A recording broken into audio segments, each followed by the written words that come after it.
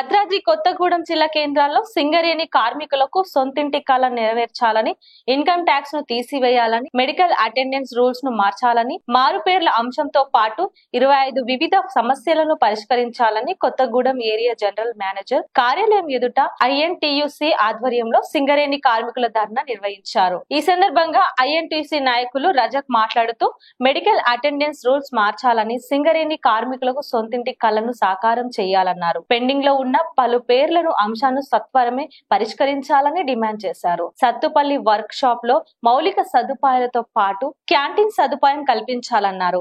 దొంగతనాలు విపరీతంగా జరుగుతున్నాయని, సింగరేణి కాంట్రాక్టర్ల నిర్మాణాలను మెరుగుపరచాలన్నారు. అండర్ గ్రౌండ్ లో అన్ఫిట్ అయిన మైనింగ్ స్టాఫ్ టెక్నీషియన్స్ ను ఈపీ ఆపరేటర్స్ కు సర్ఫేస్ లో సూటబిలిటీ ఇవ్వాలని డిమాండ్ చేశారు.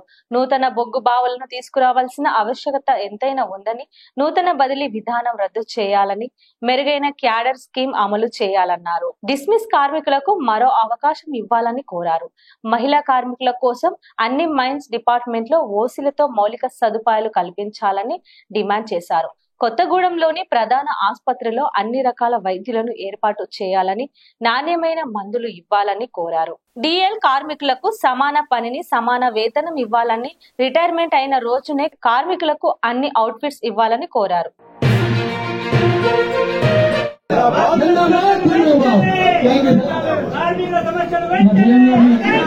ఈ మధ్యలో జరిగినటువంటి కోర్ కమిటీ మీటింగ్ లో జనక్ ప్రసాద్ గారి నాయకత్వంలో ఐఎన్టీసీకి సంబంధించి ఏవైతే కార్మిక వర్గానికి ఉన్నాయో ఆ సమస్యలన్నింటినీ కూడా పెండింగ్ లో ఉన్న సమస్యల్ని ఒక ధర్నా మెమోరాండం ద్వారా ఇస్తూ జిఎంఆర్స్ లో ముట్టడి.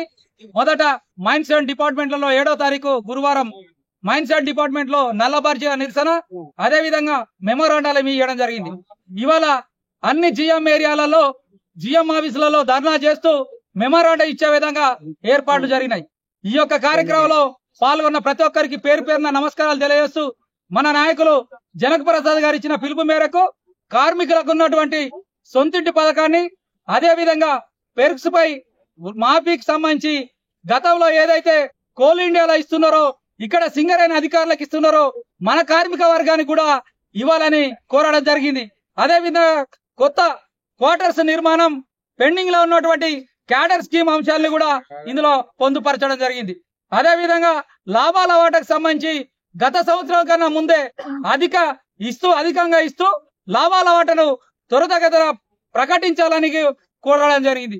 సింగరేణి వ్యాప్తంగా ఉన్నటువంటి హాస్పిటల్ని ఆధునీకరించాలని, ముఖ్యంగా సత్తుపల్లి, రామవరం, రుద్రంపూర్ లో హాస్పిటల్స్ ను ఆధునీకరించాలని కోరడం జరిగింది. ఎస్పెషల్లీ ఇక్కడ ఉన్నటువంటి బర్నింగ్ ఇష్యూ ఏదైతే ఉందో ఈ ఏరియాకి సంబంధించి 157 మంది జనరల్ అసిస్టెంట్ ని ఇవ్వాల్సిన అవసరం ఉండే. గతంలో కొత్తగూడెం ఏరియాకి సంబంధించిన వాళ్ళని కొత్తగూడెం ఏరియాలో ఇచ్చేవారు. అలాంటిది కాకుండా వాళ్ళకి సంబంధించింది 157 మందికి ఒక సర్క్యులర్ విడుదల చేసి 157 మందిని అదర్ ఏరియాస్ నుంచి కూడా తీసుకునే అవకాశాన్ని తెలియజేస్తున్నారు. కానీ అట్లా కాకుండా గతంలో ఏ విధంగా అయితే ఇచ్చారో జనరల్ అసిస్టెంట్ కి సంబంధించి వారందరినీ కూడా కొత్తగూడెం ఏరియా నుంచి ఉన్న అండర్ గ్రౌండ్ పీవీకే నుంచే తీసుకొని వాళ్ళకి సర్ఫేస్ మజదూరు ఇవ్వాలని కోరడం జరిగింది. అదే విధంగా ఆ అండర్ గ్రౌండ్ లో అన్ఫిట్ అయినటువంటి ఫోర్మెన్లు గాని టెక్నీషియన్స్ గాని ఈపీ ఆపరేటర్లకి సర్ఫేస్ లో షూటబుల్ జాబ్ ఇవ్వాలని గతంలో కోరడం జరిగింది. ఇప్పుడు కోరుతున్నాం. ఏదైతే విజిలెన్స్ సంబంధించి పెండింగ్ ఉన్నాయో వాటిని అన్నింటినీ త్వరగా పరిష్కరించాలని కోరుతున్నాం. గతంలో పెండింగ్ ఇష్యూ ఉన్నటువంటి మారుపేర్ల అంశాలను కూడా త్వరగా పూర్తి చేసే విధంగా డిమాండ్ చేస్తున్నాం. ఇక్కడ ఉన్నటువంటి కొత్తగూడెం ఏరియాలో ఉన్నటువంటి సత్తుపల్లిలో కొన్ని మౌలిక సదుపాయాలు తక్కువ ఉన్నాయి. ఏరియా వర్క్షాప్ లో క్యాంటీన్ ఫెసిలిటీ లేదు. సత్తుపల్లిలో సంబంధించి ఈ మధ్యలోనే దొంగతనాలు ఎక్కువ జరుగుతున్నాయి. వాటిని అరికట్టే విధంగా సెక్యూరిటీని, సీసీ కెమెరాలతో పాటు ఆ కార్మికులకు సంబంధించిన డోర్ ఫెసిలిటీ అవన్నీ చేంజ్ చేసి ఇక ముందు వచ్చే వాటిలలో కొత్తగా ఇచ్చి వాటిని ఎన్నో ఆధునిక డోర్స్ వస్తున్నాయి.